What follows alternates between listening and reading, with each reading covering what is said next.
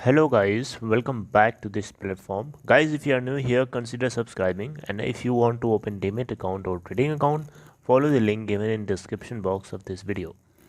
So in this video, we are going to talk about Vedanta Limited.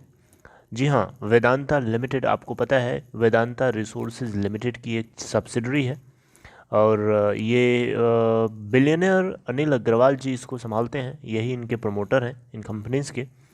तो इससे जुड़ी हुई एक बहुत बड़ी अपडेट है। इससे पहले मैंने आपको लास्ट टाइम अपडेट दिया था, बहुत पहले, आई थिंक मुझे डेट नहीं याद है, लेकिन मैंने आपको बताया था जब ये डीलिस्टिंग प्रोसेस से गुजर रही थी, लेकिन इसकी डीलिस्टिंग फेल हो गई थी। उसके पीछे क्या कारण थे आपको पता था कि जो जितनी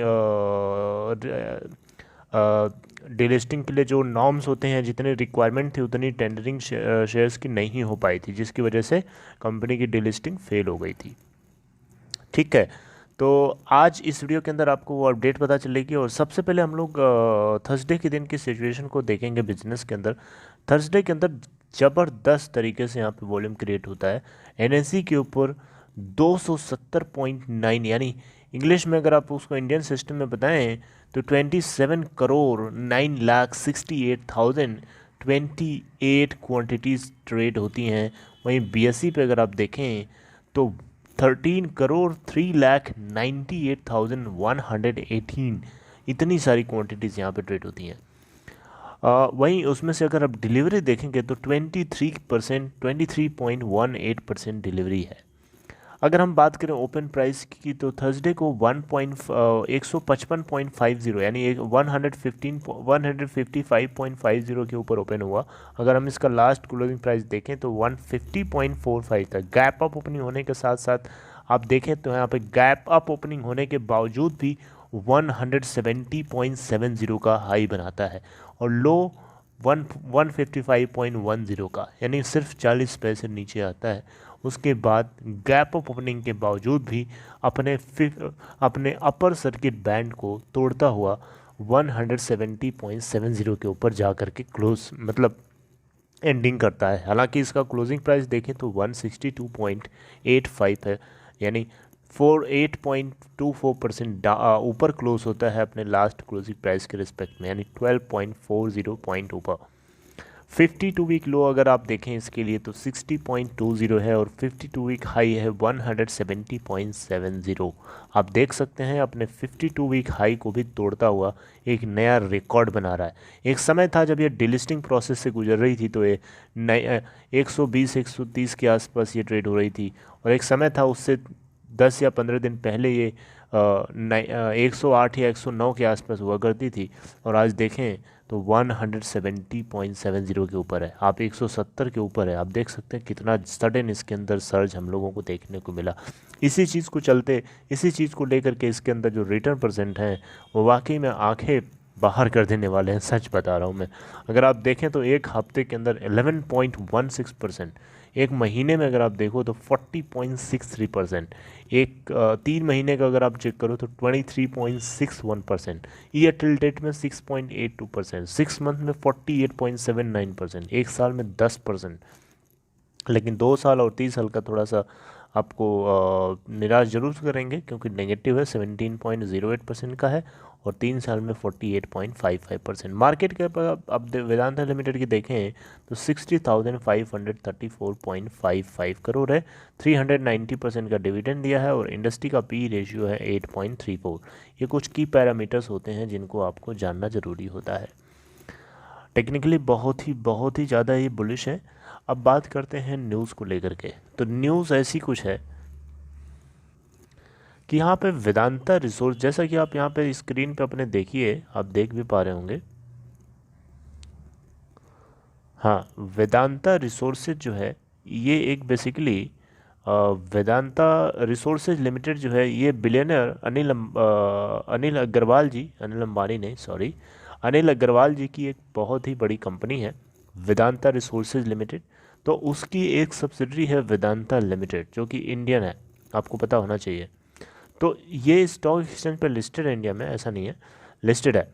तो इसको लेकर के इन्होंने एक बहुत बड़ी अपडेट दिया है। अपडेट क्या है कि जो वेदांता रिसोर्सेज लिमिटेड है अनिल अग्रवाल जी की, उसकी वेदांता लिमिटेड जो उसकी सब्सिडी है, ठीक है, तो उसमें इन्होंने क्या किया है कि 185.00 मिलियन यानी 4.98% की इक्विटी स्टेक बाई करी है, ठीक है, कंपनी के अंदर फॉर 2959 करोड़ यानी 2959 करोड़ रुपए में इन्होंने 4.98% की इक्विटी इन्होंने बाई करी है। किसमें बाई करी है?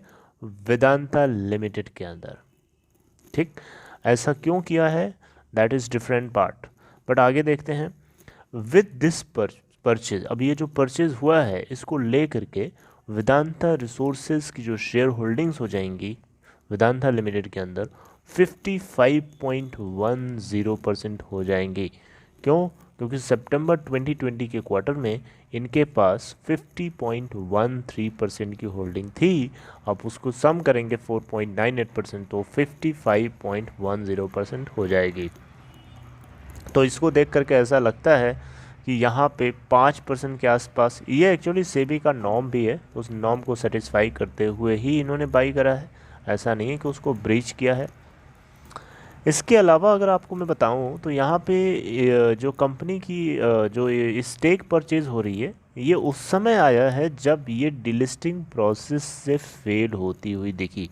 जी हाँ, डिलिस्टिंग प्रोसेस बहुत ज़्यादा अभी दूर की बात नहीं है, अभी कुछ ही महीने पहले इनकी डिलिस्टिंग प्रोसेस चल रही थी और उसको लेकर के टेंडरिंग हुई थी, लेकिन बहुत सारे एक्वाइजेशन के जो नॉर्म्स हैं उन नॉर्म्स को पूरा ना करने की वजह से डिलिस्टिंग फेल हो गई, ठीक है, इंडियन स्टॉक एक्सचेंज से।